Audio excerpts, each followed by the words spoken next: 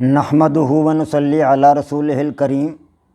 عزیزان محترم، میں محمد اسلم ڈڈی، چیئرمین لبرل پارٹی پاکستان آپ سے مخاطب ہوں اور آپ دیکھ رہے ہیں liberal party Pakistan YouTube channel. عزیزان محترم، آپ کو پتہ ہے کہ اس چینل کے توسط سے آپ کے سامنے لبرل پارٹی پاکستان کا منشور بیان کیا جاتا ہے اور میں اسی مقصد کے لیے وقتاً فوقتاً آپ کے سامنے اپنے خیالات کا اظہار کرتا رہتا ہوں۔ آج جس موضوع پر آپ کے سامنے بولوں گا وہ ہے سیرت النبی صلی اللہ علیہ وآلہ وسلم۔ سیرت النبی صلی اللہ علیہ وآلہ وسلم ایپیسوڈز کی صورت میں آپ کے سامنے میں کچھ عرصہ سے بیان کر رہا ہوں۔ مقصد اور مدعا یہی ہے کہ آپ لوگوں کے سامنے سیرت النبی صلی اللہ علیہ وآلہ وسلم کے وہ گوشے یا وہ پہلو واضح کیے جائیں، رکھے جائیں، کھولے جائیں جو آج سے پہلے تک آپ کی نگاہوں سے اوجھل رہے۔ عزیزان محترم، میری کوشش ہے کہ آپ کے سامنے سیرت النبی صلی اللہ علیہ وآلہ وسلم کو تمام تر پہلوؤں کے ساتھ اس طرح پیش کیا جائے کہ وہ آپ کے ذہن نشین ہو جائے اور آپ اس سے استفادہ کر سکیں اور آپ اپنے عزیز و اقارب اور دوست احباب کے سامنے سیرت النبی صلی اللہ علیہ وآلہ وسلم کے مختلف پہلوؤں کو بیان بھی کر سکیں۔ عزیزان محترم، آپ صلی اللہ علیہ وآلہ وسلم کے دادا جان جناب حضرت عبدالمطلب کی وفات کے وقت انہوں نے اپنی بیٹیوں سے کہا تھا کہ تم میرے لیے غم کے اشعار کہو، مرثیہ کہو، میں دیکھتا ہوں کہ تم کیا کہتی ہو۔ جناب حضرت عبدالمطلب کی بیٹیاں تعداد میں 6 تھیں، جناب صفیہ، جناب برہ، جناب عاتقہ اور ام حکیم البیضہ، امیمہ اور عروہ، یہ ان کے نام تھے۔ یہ 6 بیٹیاں تھیں۔ ان 6 بیٹیوں کے جو مرثی انہوں نے کہے اپنے والد محترم کی وفات کے وقت، جو اشعار انہوں نے کہے وہ میں آپ کے سامنے بیان کر رہا ہوں، اور یہ میرا ایپیسوڈ سیرت النبی صلی اللہ علیہ وآلہ وسلم کے سلسلہ میں 22واں ہے، یعنی ایپیسوڈ نمبر 22۔ تو آج میں آپ کے سامنے جناب حضرت عبدالمطلب کی چوتھی بیٹی جنابہ ام حکیم البیضہ، ان کے اشعار یا ان کا مرثیہ آپ کے سامنے رکھوں گا۔ اس سے پہلے میں جناب صفیہ اور برہ اور عاتقہ، ان تینوں کے مرثیے یا اشعار آپ کے سامنے رکھ چکا ہوں۔ تو آج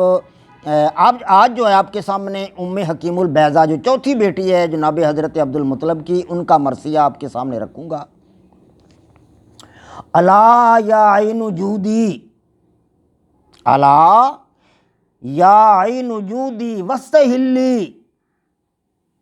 وبقیہ ذی والمقومات، وبقیہ ذی والمقومات، ہاں اے آنکھ سخاوت اور آہ و فغاں کر اور بزرگیوں والے اور سخاوت والے پر، ہاں اے آنکھ سخاوت اور آہ و فغاں کر اور بزرگیوں والے اور سخاوت والے پر۔ دوسرا شعر، الا یا عین ویحک، الا یا عین ویحک اسعفینی بدمع من دموع ہاطلات، ہاں اے کم بخت آنکھ لگاتار برسنے والے آنسوؤں سے میری امداد کر، ہاں اے کم بخت آنکھ لگاتار برسنے والے آنسوؤں سے میری امداد کر۔ یہ حضرت ام حکیم البیضہ جو حضرت عبدالمطلب کی چوتھی بیٹی ہیں، وہ اپنے والد محترم کی وفات کے وقت مرثیہ کہہ رہی ہیں، ان کے اشعار ہیں غم میں ڈوبے ہوئے۔ تیسرا شعر، وبقیہ خیرہ، وبقیہ خیرہ من رکب المطایا، وبقیہ خیرہ من رکب المطایا اباکر خیرہ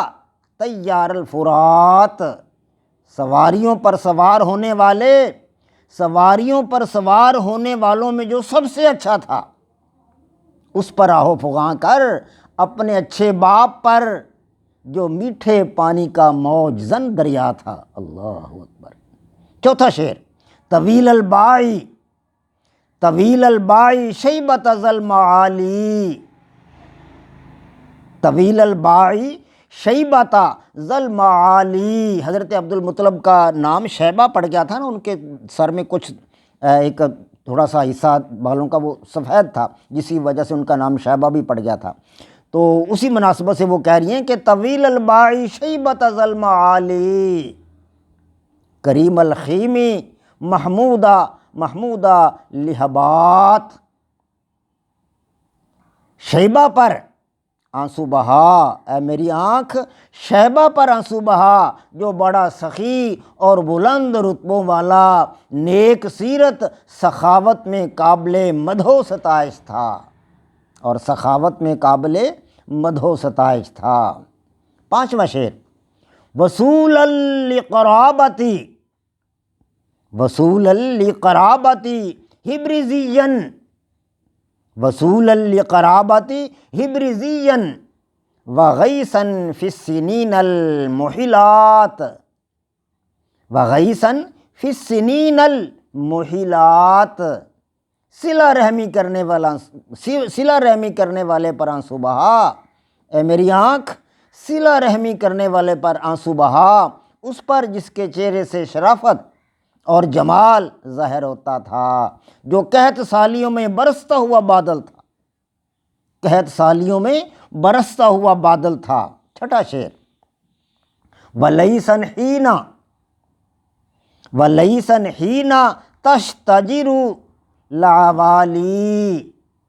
وَلَيْسًا حِينَ تَشْتَجِرُ الْعَوَالِي تروق لہ عیون الناظرات، وہ جو نیزوں کے ایک دوسرے سے مل کر جھاڑی بن جانے کے وقت، وہ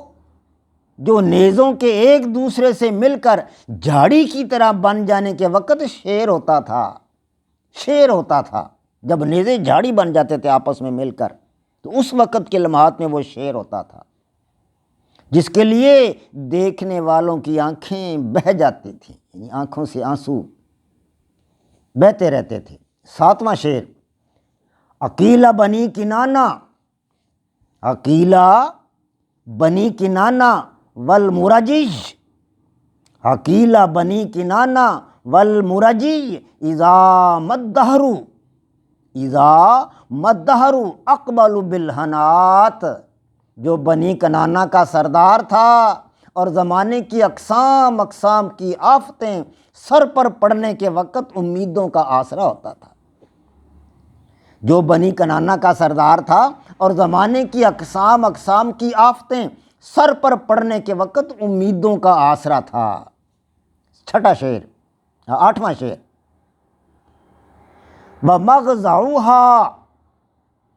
وَمَغْزَعُهَا إِذَا مَا حَاجَ حَيْجٌ، وَمَغْزَعُهَا إِذَا مَا حَاجَ حَيْجٌ بِدَاهِيَةٍ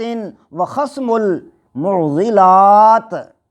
جب کوئی سخت آفت آتی تو وہ اس کا خوف دور کر دینے والا اور مشکلات کا مقابلہ کرنے والا تھا۔ نوواں شعر، فَبَكَّيْهِ وَلَا تَسْمَعِ بِحُزْنٍ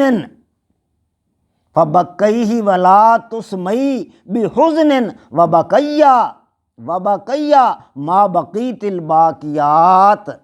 پس ایسے شخص پر اے آنکھ پس ایسے شخص پر آہو فغاں کر، غم کرنے میں سستی نہ کر، اور دوسری رونے والیوں کو اس وقت تک رلاتی رہے، اور دوسری رونے والیوں کو اس وقت تک رلاتی رہے جب تک تو باقی ہے، جب تک تو باقی رہے۔ وما علینا الا البلاغ۔ پاک فوج زندہ باد، پاکستان پائندہ باد۔